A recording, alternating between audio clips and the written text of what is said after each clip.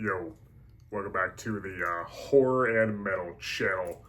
I'm Lord Hellhound, and yesterday I made a video counting down my top 5 favorite 1980 metal albums. So today, I'm going to go ahead and count down my top 5 favorite 1981 metal albums with just a couple of honorable mentions.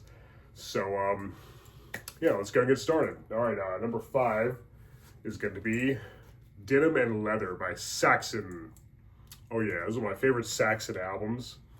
Yeah, I got a lot of great songs. Of course, the title track, Princess of the Night, Never Surrender, Out of Control, Rough and Ready, Midnight Rider. Yeah, lots of great stuff. Yeah, Biff Byford is, of course, a phenomenal vocalist, and the leads by Paul Quinn and Graham Oliver are definitely top-notch as well. Yeah. So yeah, this is definitely some of their best work in my opinion. Yeah, Denim and Leather by Saxon, my 5th favorite 1981 metal album. Good stuff. If you haven't checked it out yet, do yourself a favor and give it a listen. I highly recommend it. All right, number 4 is going to be Point of Entry by Judas Priest. Now, this is nowhere near one of my favorite Judas Priest albums, but it's still pretty good. It is probably more of their kind of middle of the road albums. It's not one of their best, not one of their worst either. Rob Halford is, of course, my favorite vocalist of all time. His high notes and his just powerful pipes are always awesome. So, he always pretty much does a great job in my opinion. Of course, Glenn Tipton and KK Downing, their leads are just immaculate as well, as always. Really, really good stuff. Some pretty good songs. Heading Out to the Highway, I think, was kind of a popular one. I used to see the music video come on TV a lot. Don't Go is a pretty good song, too. The lyrics are kind of sappy, but that's okay. That's a pretty cool music video as well. I really like Halford singing on that. Then, of course, we have others like Hot Rockin', Desert Plains, Solar Angels. Some pretty good tracks. Like I said, not one of my favorite Judas Priest albums, but I think it's still mostly pretty solid. For sure. Kind of a mixed bag, but there's definitely some memorable tracks here, for sure. And I found myself listening to it from time to time. Pretty good album, for sure. All right, number 3 is going to be Diary of a Madman by Ozzy Osbourne. This is his second solo album, and the last to feature guitarist Randy Rhoads before he was tragically killed in a plane crash, unfortunately. This is probably my favorite Ozzy solo album. It's got great songs like, classics like Over the Mountain and Flying High Again. SATO, which is one of my favorite Ozzy tracks of all time. It's very, very underrated. I think Ozzy does a really good job on that. His vocal performance is actually pretty good on that song. And of course the title track. So yeah, some really good tracks on here. Some of my favorite Randy Rhoads riffs and solos too. Everybody did a great job. Some really, really catchy tunes. So yeah, this is, like I said, it's probably my favorite Ozzy solo album, Diary of a Madman. Check it out. All right, number 2 is going to have to be, of course, Killers by Iron Maiden. You knew this had to be on here. This is their second album and their last to feature original vocalist Paul Di'Anno, who we actually lost recently. Rest in peace. And the first to feature guitarist Adrian Smith, who would be on most of their albums from here on out. He did leave for a while, but he thankfully came back, which is great because he's an awesome guitarist. I think him and Dave Murray, their twin axe attack, was a better fit for Maiden than Dave Murray and Dennis Stratton for the previous album. Dennis Stratton's good too, he's underrated, but I definitely prefer Adrian Smith. He's got some serious chops, and I'm glad that he stayed with the band for a while and then, eventually came back after he left in the 90s, which was good because when I saw them live, him and Dave Murray just tore it up, as did Yannick Gears, their third guitarist. Yeah, they have 3 guitarists now, all are really good. But anyway, Paul Di'Anno's vocals are still really good on this album. I think he's a very underrated singer. Not as good as Bruce Dickinson, who replaced him, but still very good. Kind of more of a raw, punkish, kind of more guttural sound. But he can hit those high notes really well, too, just like Dickinson does, which is cool. Steve Harris is my favorite bass player of all time. He's awesome. Clive Burr, who, of course, was only in the first 3 albums, has some serious chops on the drum kit. He's a great drummer. Yeah, really good songs like Wrathchild, Murders in the Rue Morgue, which is probably my favorite track. Another Life, which has a really cool guitar solo. The title track, of course. Twilight Zone, which I think is on. I think there are certain versions of this album that don't contain that track. If I'm not mistaken. It's on this vinyl copy and it's on my CD. So don't quote me on that. I might be mistaken, but I'm pretty sure there's like versions that don't have that for some reason. Prodigal Son is a really slow, melodic, woeful track, kind of like Remember Tomorrow and Strange World from that debut. And then, of course, Genghis Khan is a really good instrumental track. Not quite as good as Transylvania from the first album, but still pretty good.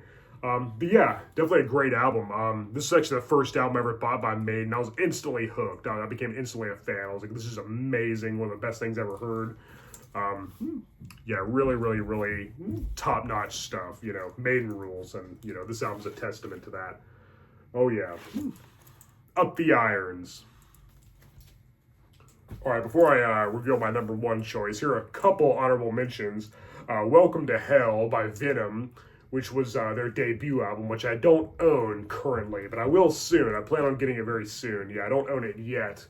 But yeah, maybe next month sometime I'll order me a copy on from eBay, because that's a great album. I'd really like to have Welcome to Hell by Venom. It's a great 1981 metal album.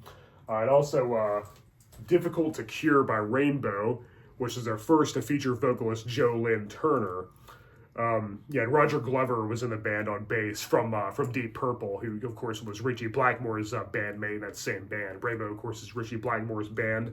Richie Blackmore's an amazing guitarist. His riffs and solos are phenomenal. His songwriting is just superb, just magnificent in every way.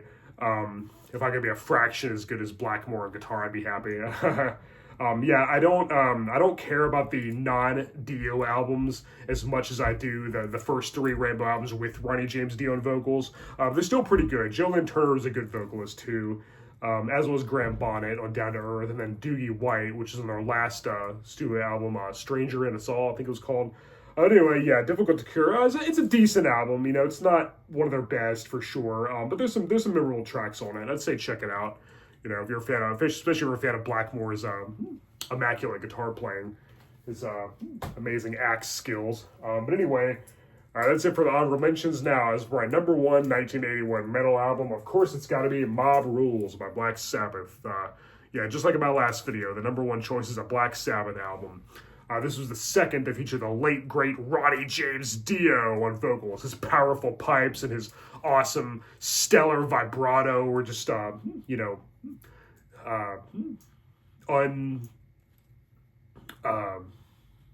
what's the word? Unparalleled. Yeah, just, you know, unmatchable.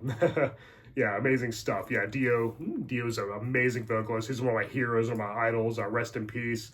Yeah, his singing on this album is just phenomenal. This is also the first to feature drummer Vinny Appice, who would usually come back whenever Dio did to the band. Whenever they had a reunion with Dio, Vinny Appice would come to play drums for them. He was also in Dio's solo band, of course, too, for a lot of their albums. Yeah, Tony Iommi's riffs and solos, once again, are just top-notch, just, you know, top of the line. Just amazing as always. I can't even think of riffs, you know, that creative in my head, let alone pick them out on my guitar. Yeah, he's just a riff master. He's the godfather of heavy metal. Geezer Butler's bass lines are awesome as well. He didn't write the lyrics for the Dio era like he did with Ozzy, so the lyrics were written by Dio, and I think they're great. Voodoo is my favorite song from the Dio Sabbath, and that's on this album as well. I think I do prefer Heaven and Hell, the album, as a whole, just by a hair, but like I said, this does feature Voodoo, which is my favorite Dio Sabbath song. Also the title track, which is awesome, Sign of the Southern Cross, Country Girl, great song, Turn Up the Night. Yeah, it's all great. It's all killer, no filler. It's got some keyboards by Jeff Nichols. Yeah, really great stuff. Yeah, you know, I'm really glad that they got Dio in the band, because like I said in my last video, the last two albums of Ozzy were kind of passe. They were kind of run out of ideas at that point, so Dio breathed new life into the band. And yeah, he does a phenomenal job. Vinny Appice is also an amazing drummer. I'm glad they found him, though I still love Bill Ward, of course. But yeah, it's just a phenomenal album. If you haven't listened to it yet, do yourself a favor and check it out. It's just excellent. It's one of my favorite Sabbath albums, and Like I said, it does contain my favorite Dio Sabbath song, Voodoo, which is just such an awesome song. But yeah, all right, guys. Well, those are my top 5 favorite 1981 metal albums, with a couple honorable mentions. Let me know what your choices are in the comments below. As always, thank you for watching my late night spook show here on the Horror and Metal channel. I'm Lord Hellhound. Till next time, later.